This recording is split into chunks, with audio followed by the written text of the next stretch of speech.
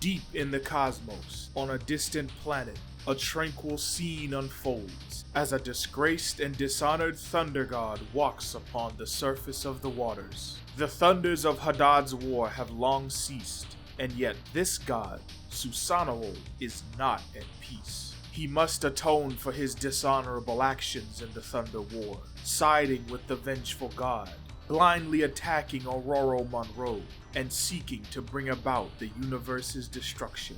There is only one way that this storm god can pay for his sins. He is still without arms, but this master of storms is also a master of the blade. He grabs his trusty blade, Kusanagi no Tsurugi, in his teeth and stabs it into the water. He uses this sword to steer this planet, turning it into a vessel of destruction, and Susano has set its sights on Earth. Without a second to spare, Storm arrives, bringing a ritual Japanese container with her. Susano assumes that this is the weapon that Storm has brought to slay him with, but oh how quickly he forgets. Storm is the weapon. She reminds him of this fact as black ethereal lightning dances from her eyes, a clear sign that she is not the same Aurora who Susano ambushed before. And if he were to threaten Storm's planet, there wouldn't be enough help in the universe to keep Aurora from slaying him. But he's already underestimated her once. His older sister, Amaterasu, has given him the route to redemption, and in that endeavor, he beckons Storm's aid.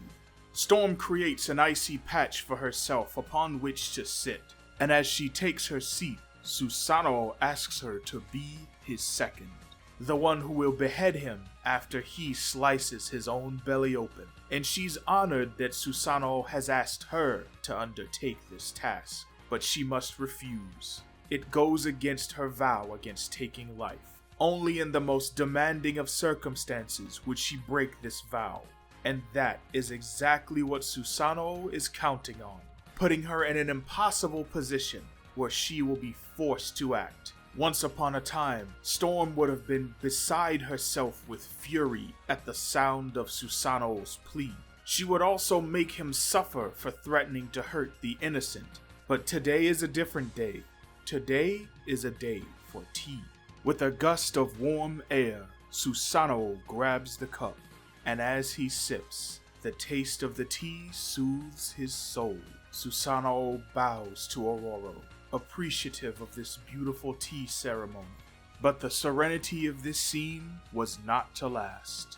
After ingesting his tea, Susano realizes that this is not just a beautiful gesture. Susano has been poisoned. Or more accurately put, he has been drugged. The Japanese storm god's respect turns to anger, and he accuses Aurora of having no honor at all. His accusations fall on deaf ears as several portals open behind Storm. Her avengers have come to aid her. Now it's Susano who faces Storm while outnumbered. Their mission? To imprison Susano within a pocket dimension, just like Chak and Shango. This sentence was for his own good and for the people of Earth. But he cares not for this gesture. What he wants is an honorable death. And now that he's been denied that death by Aurora Monroe, she will soon know the wrath of Mistress Death herself. But Susano is simply in no position to resist. And as he is forced through a portal, his last words echo in Storm's ears. You will soon burn with the pain that fills my heart!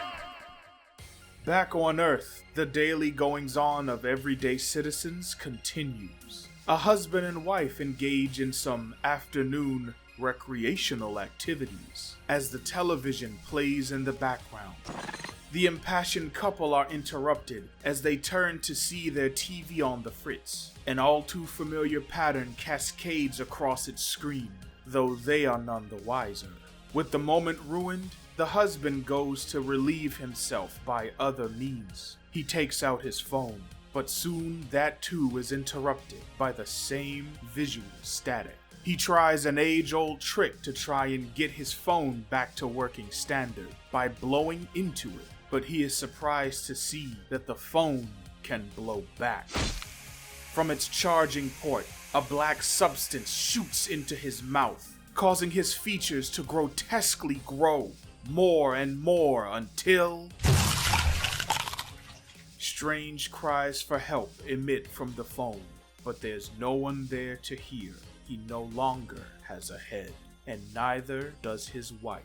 The television plays on as a daytime talk show host introduces her next guest, the Scarlet Witch, who doesn't hesitate to make an appearance at the scene of the crime. But before she can gather the who and the why, she's concerned with the what. Elsewhere, Aurora Monroe has returned to Earth with a heavy heart, but she is warned to stow those feelings of hers before they cost her her next battle and her life. She rides atop the head of Sugar, the great storm dragon god, and yet Storm cannot ignore her guilt. She has betrayed the trust of Susano and entrapped him. Sugar reminds Storm that Susano first ambushed her during the Thunder War, then forced her hand by giving her an impossible choice, and yet his final words echo in her ears.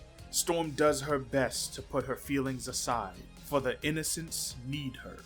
The people of Biarritz, France are in peril. A horde of monsters known as the Ibora Okuta are attacking them without cause. A lone family seeks shelter.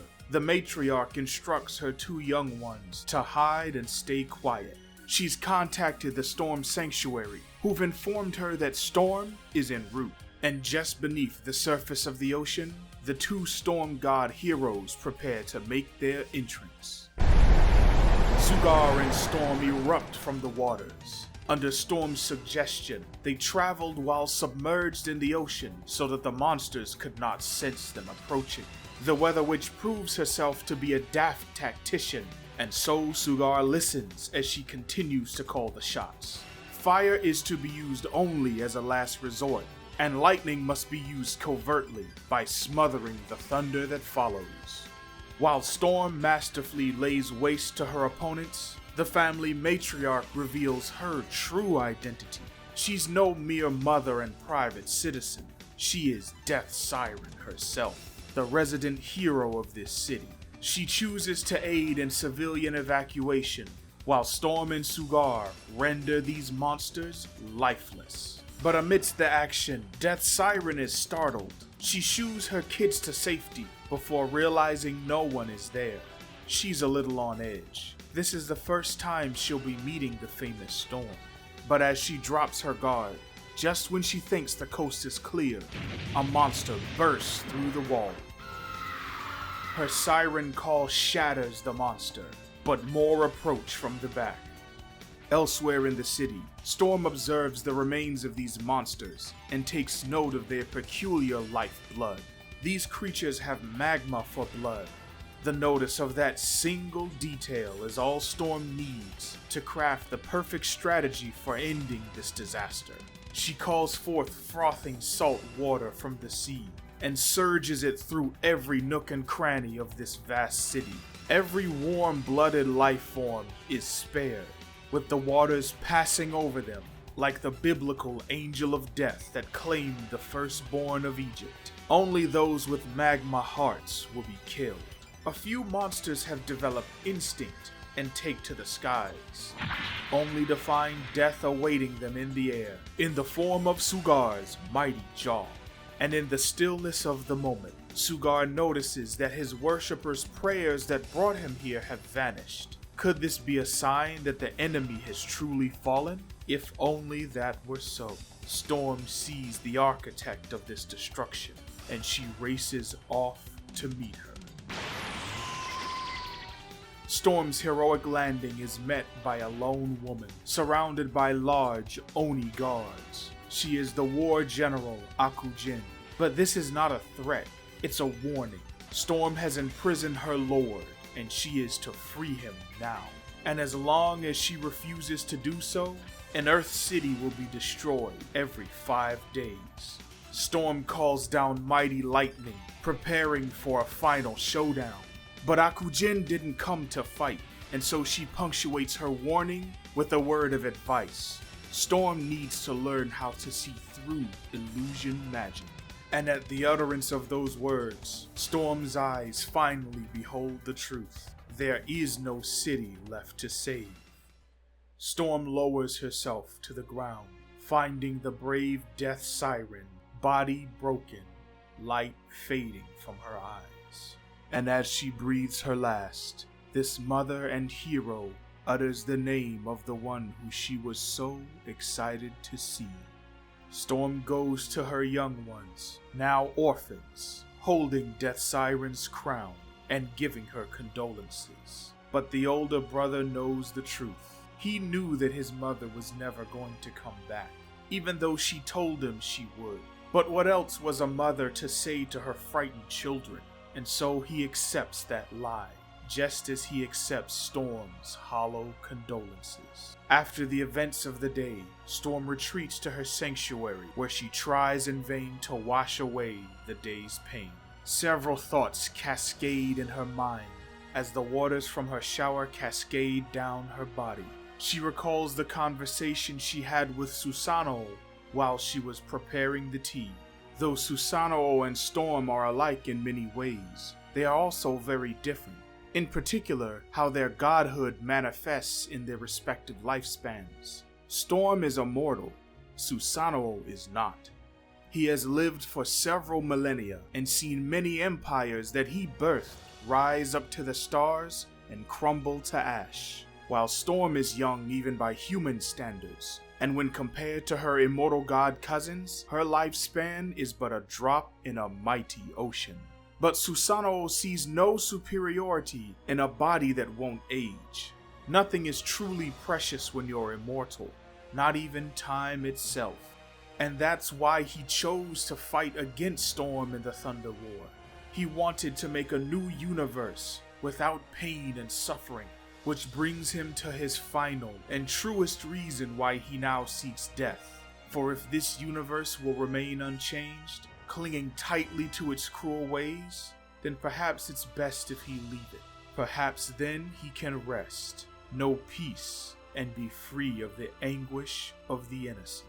Storm has bore witness to such anguish firsthand today. Despite her best efforts, she couldn't save a single soul. She is now convinced that Susano's words were true, that she has no honor. Once again, Storm is surrounded by death, and though her hands are not red, they are far from clean. The day's events clash against each other, everyone's words and faces melding together, punctuated by Susano's final promise. Storm will soon burn with the pain that fills his heart. That pain bursts forward. If only the tranquility of her tea ceremony could have endured. Storm tries to bury her woes in sleep. The elements outside continue to respond to her inner turmoil. But there is one who is home within chaos. The Scarlet Witch now hovers just outside Storm's bedroom window, wondering what wrath the Weather Witch has brought upon them all. Beautiful. Who?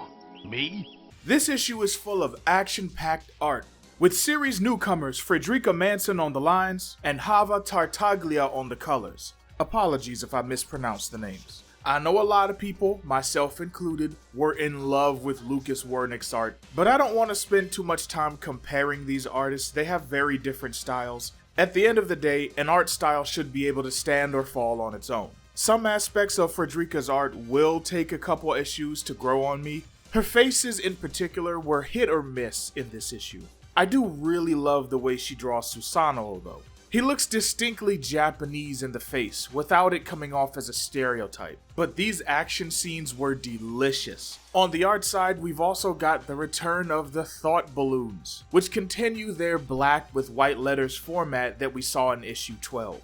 The lack of Storm's inner thoughts were a major pain point for fans previously, so I'm glad Morewa added them here. On the story side of things, we've got a lot of setup in this issue, but it mostly works. We see the early stages of Akujin's feud with Aurora that we saw in Rogue Storm, and the illusion magic twist shows how Storm is a long way from being the magical beast that she was in Rogue Storm. She'll obviously be learning a thing or two from Scarlet Witch that'll help her in that endeavor as well. Speaking of Scarlet Witch, her entrance was a huge cause for celebration from your boy. It would have hit even harder had it not been spoiled on Twitter, but that's my own fault. But another team up between these two has been highly requested by fans, so hopefully she'll be around for a good long while. And of course I need to shout out this issue's conflict, which comes from Storm's own moral code versus the greater good. She doesn't want to kill Susano because she values his life, but by not killing him, she causes mass destruction and death, which will only get worse. Not to mention how she set Susano up, which already bothers her on its own. Now if you read Rogue Storm, then you know Akujin is connected to a different adversary of Storm's. So I can't wait to see where this goes. Whether this is all about Egoun and Susano's capture just serves as a red herring, or if she'll end up connected to both of them, since she and Susano are obviously both Japanese. And speaking of the conflict, I really love the shower scene where all of this came to a head. Moreiwa's disjointed storytelling really sold the moment with all the flashbacks that ran together on the pages just like they're doing in Storm's mind. Whatever you think of his non-linear storytelling overall, I think it was masterfully executed right here. And now, for the criticisms. Demerits, my boy. That sex scene.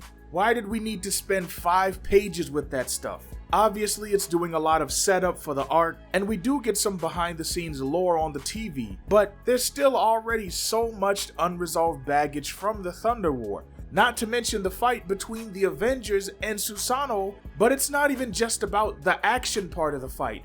We're invested in Susano's fate and his conflict with Storm, so we got less of that to get more of this couple and their marital issues. Yes, it introduces Scarlet Witch, but honestly, even if they had left that out, and we just had Scarlet Witch pop up outside of Storm's window like a meme, that would have been just fine. Because what did we get from Scarlet Witch's actual introduction? Nothing! I'm just saying, Moreiwa is not escaping the overstuffed story allegations with this scene, whether it's set up or not. And the entire issue is full of Moreiwa's vintage long game storytelling, which can easily detract from the present story. Everything is so big and so grand that it's easy for Storm to get lost in her own title. I mean, we just have so many questions from the Thunder War arc and Rogue Storm. The state of the universe, the black lightning coming from Storm. We know that that has something to do with her rejecting Eternity in issue 12. But does it indicate a higher power level, or is there more to it than that? I'm sure at least most of these questions will be answered during the War Above All arc, but your enjoyment may hinge upon how bad you need answers to these questions. I enjoyed it overall, but I've been covering this series way too long to let hype blind me. For example, the illusion magic twist. As good as this scene was here, it needs to be a major focus in coming issues for it to properly pay off. Simply because we need to see how Storm becomes so adept at magic.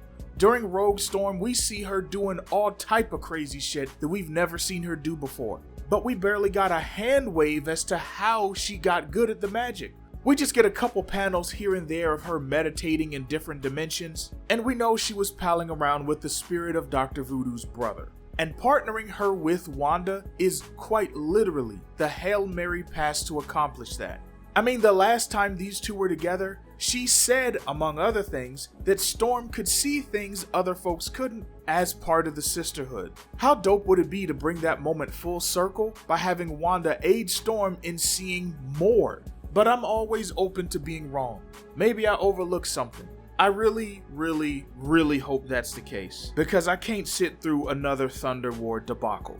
Those are my thoughts. Now you give me yours. And then click on this video right here to get more Weather Witch goddessness in your life. And until next time, you better, and I mean better, keep simping.